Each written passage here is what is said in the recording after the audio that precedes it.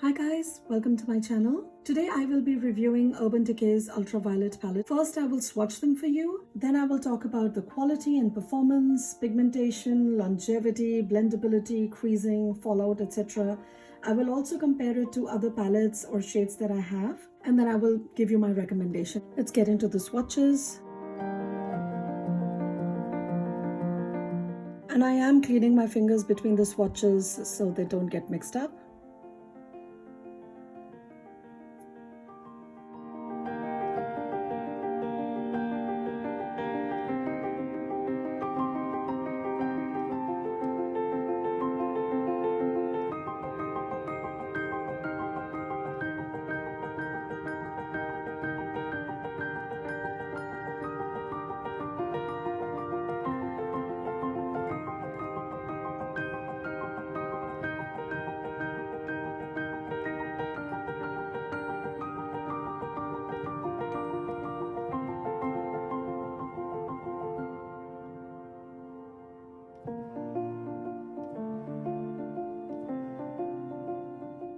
As you can see, they swatch really well and they are really quite pigmented.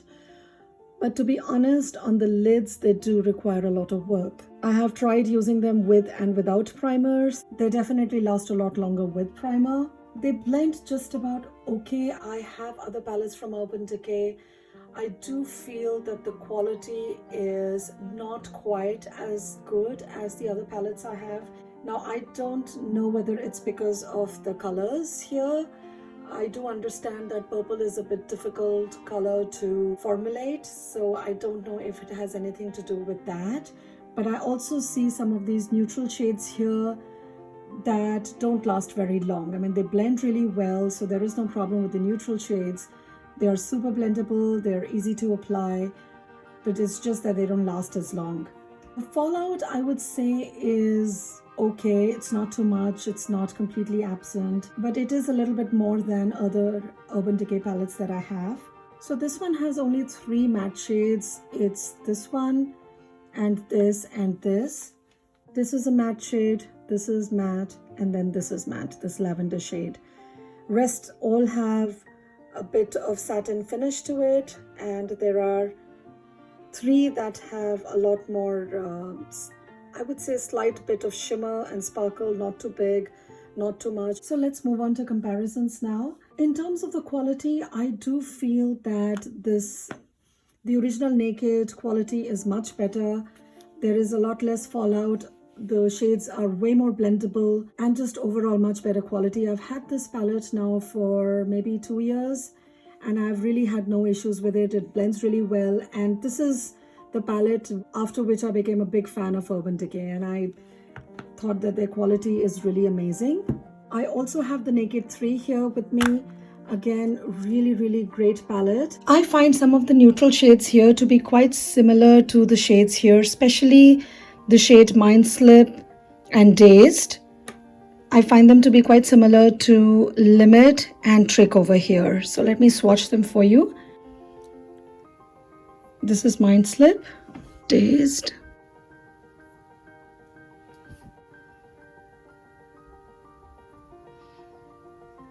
And this is Limit. And this is Trick. So on the hand, they definitely swatch differently. This one is warmer and this one is cooler, and I tried putting them on different eyes, one on this and the other I applied this. Honestly, there wasn't much of a difference. If you look up really close, yes, one is a bit warmer than the other, but really there isn't much of a difference, and you may have similar shades in other palettes already, so that is something to consider as well. So essentially you're paying only for 5 purple shadows, because these shades you may already have in your other palettes. I also found it similar to the Charlotte Tilbury palette. Now the shade here, Desk, is also quite similar. And the shimmer shade from Day.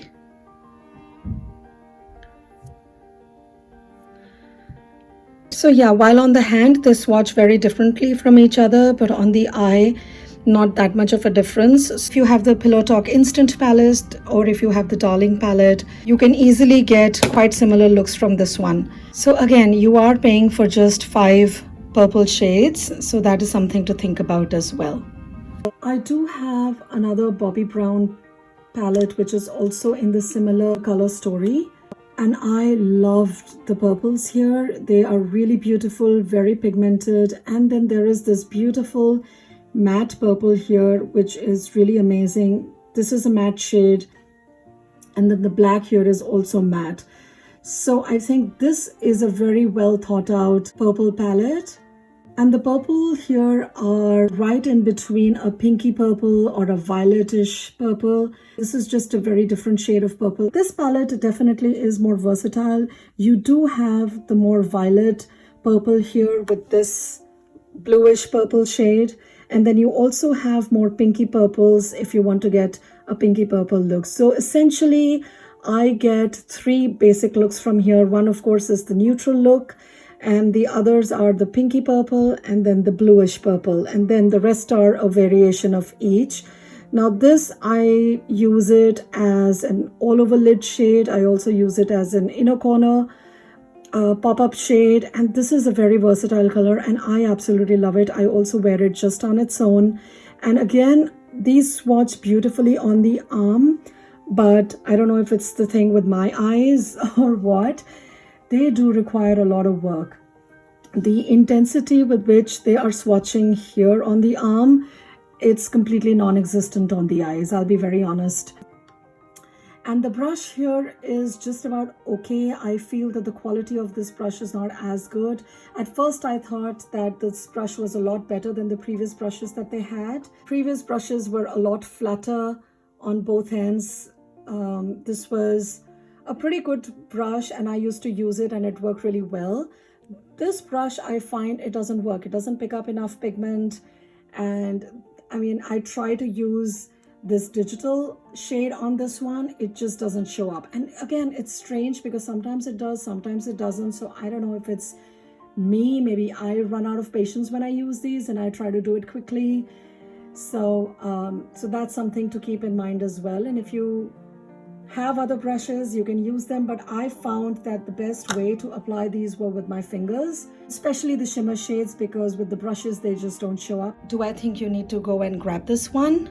Well, if purple is your thing and you're obsessed with it, I guess you will love this palette. But if you're not, then I would suggest that you wait for a sale to get it, or you can explore other brands that have similar shades. I know ColourPop has some purple palettes. The Bobbi Brown one unfortunately has been discontinued, so this is no longer available. Huda Beauty has some purple shades as well, so there are quite a few brands out there that may be more affordable.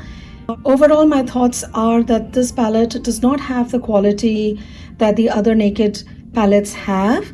This is fairly good too, but you should be prepared to put in a lot of work to put them on. So factor in that amount of time that you'll need to work with these shadows. The fingers definitely work a lot better than any brushes. I have used brushes from Sigma and BK Beauty. I found that the fingers are the best to work with when it comes to these shadows.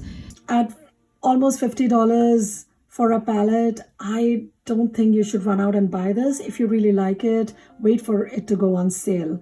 I have bought all my Naked palettes on sale. Personally, for me, I am happy that I have this palette because I love purples. Yes, I could have waited to get it when it went on sale, but I was just so excited and I expected the quality to be there of a typical Urban Decay palette, so I went ahead and bought it. So those were my thoughts, guys. I hope you enjoyed this video. Please give it a thumbs up if you liked it, and let me know what you think of this palette if you have one. And if your experience has been any different from mine, I would love to hear your thoughts.